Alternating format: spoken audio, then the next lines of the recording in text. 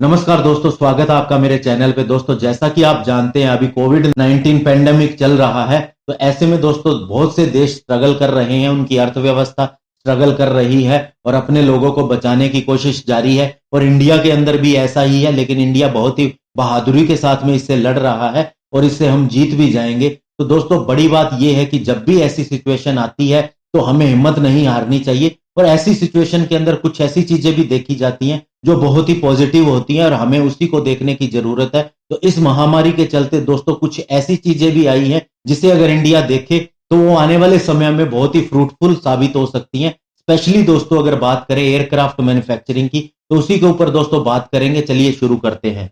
तो दोस्तों, आपने एम्ब्रर कंपनी का नाम सुना होगा, जो कि एक ब्राजीलियन एयरक्राफ्ट मैन्युफैक्चरर कंपनी है। ये एम्ब्रर नाम से जेट बनाती है, इसके कई मॉडल आ चुके हैं और दोस्तों इसके हमने 2 एयरक्राफ्ट भी खरीदे हैं अपने अवाक सिस्टम को इंस्टॉल करने के लिए और आगे भी इससे बात चल रही है अगर नए अवाक सिस्टम जिसे डीआरडीओ बना रहा है इसके एयरक्राफ्ट के ऊपर लगाने में। तो दोस्तों ऐसे में अब एम्ब्रर कंपनी के अंदर थोड़ी फाइनेंशियल प्रॉब्लम चल रही है, क्योंकि दोस्तों ये अपना स्टेक बेचना चाहती है और इसकी बात चल रही थी बोइंग के साथ में, लेकिन इनकी डील अब कैंसिल हो गई है क्योंकि उस डील को माना जा रहा था $4.2 बिलियन के अंदर होनी है, जबकि अभी करंट अगर इसके 75% स्टेक को देखा जाए तो उसकी कीमत $1.1 बिलियन बनती है। ऐसे में इन दोनों के बीच में करार नहीं हो सका और बोइंग का बिजनेस ठीक चल रहा है, तो उसने सोचा होगा कि हमें ज्यादा कंपटीशन नहीं मिल रहा, इसलिए हम इसे नहीं परचेज करेंगे। वहीं दोस्तों इंडिया की बात करें तो इंडिया को अगले कुछ सालों के अंदर 300 कमर्शियल एयरक्राफ्ट की जरूरत है।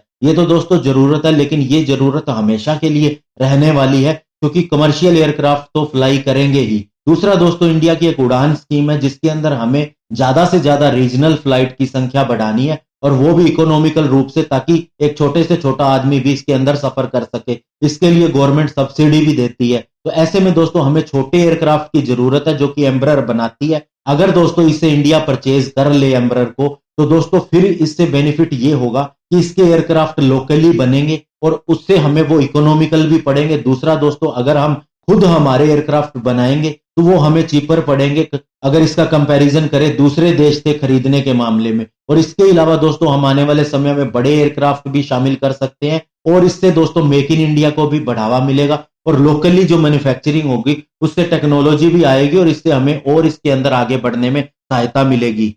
अभी एम्ब्रर का ERJ-145 एक जेट आया था जो कि बताया जाता बहुत ही ज्यादा क्लासी एयरक्राफ्ट है और ये इंडिया को ऑफर भी दिया गया था। इसके ऊपर मैंने वीडियो भी बनाया था और इसमें बताया था कि किस तरह से ये बोइंग के या एयरबस के एयरक्राफ्ट से डिफरेंट है और इसकी पूरी जो फ्लीट होगी उसी के अंदर बिजनेस क्लास की सुविधाएं मिलेगी। इसे इस तरह से बनाया गया है और इसके अंदर अच्छे खासे पैसेंजर भी आ जाते हैं और दोस्तों ये इकोनॉमिकल भी था। तो ऐसे में वो एयरक्राफ्ट दोस्तों लोकली बन जाएगा, इससे बड़ी बात नहीं होगी।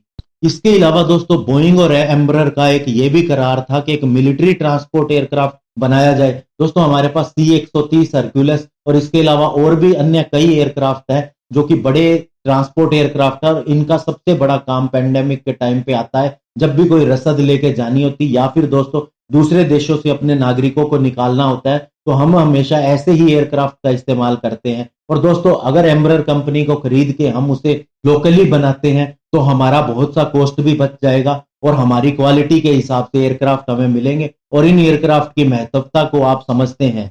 ऐसे में दोस्तों ये भी बताया गया है कि HAL के एक ऑफिसर ने हमारे मिनिस्ट्री ऑफ सिविल एविएशन को एक लेटर भी लिखा है कि हमें इसके अंदर 51% स्टेक खरीदना चाहिए। 51% इसलिए दोस्तों क्योंकि जिसका स्टेक ज्यादा होता है उसके हाथ में ये बात रहती है कि किस तरह का डिसीजन लिया जाए, यानी कि डिसीजन हमारे हाथ में रहे कि किस तरह का जेट बनना चाहिए या कहाँ इसकी मैन्युफैक्चरिंग होनी चाहिए। वो सारी चीजें तब होती हैं जब हमारा शेयर ज्यादा हो। तो ऐसे में 50 की बजाय अगर 51% शेयर लिया जाता है तो इसमें हमारा हाथ ऊपर रहेगा। तो दोस्तों अभी तक ये सिर्फ ही एक सजेशन दिया गया है, अगर ये सजेशन सही हो जाता है तो ये हमारे लिए बहुत ही अच्छी बात होगी। और इस पेंडेमिक के अंदर चाइना भी यही कर रहा है दूसरी कंपनीज के शेयर खरीदने की, लेकिन उसे रोकने के लिए इंडिया ने यहाँ पर नया प्रावधान बना दिया है, जो कि अच्छी बात है क्योंकि चाइना की कोशिश है इस बीमारी के अंदर देशों की अर्थव्यवस्था को हिलाया जाए लेकिन हमारा ऐसा कोई भी मतलब नहीं है, हमें सिर्फ अपनी रिक्वायरमेंट को पूरा करना है और हमारी इकोनॉमी को बूस्ट करना है। तो ये कदम कैसा रहेगा, ये आप कमेंट में मुझे जरूर बताएं।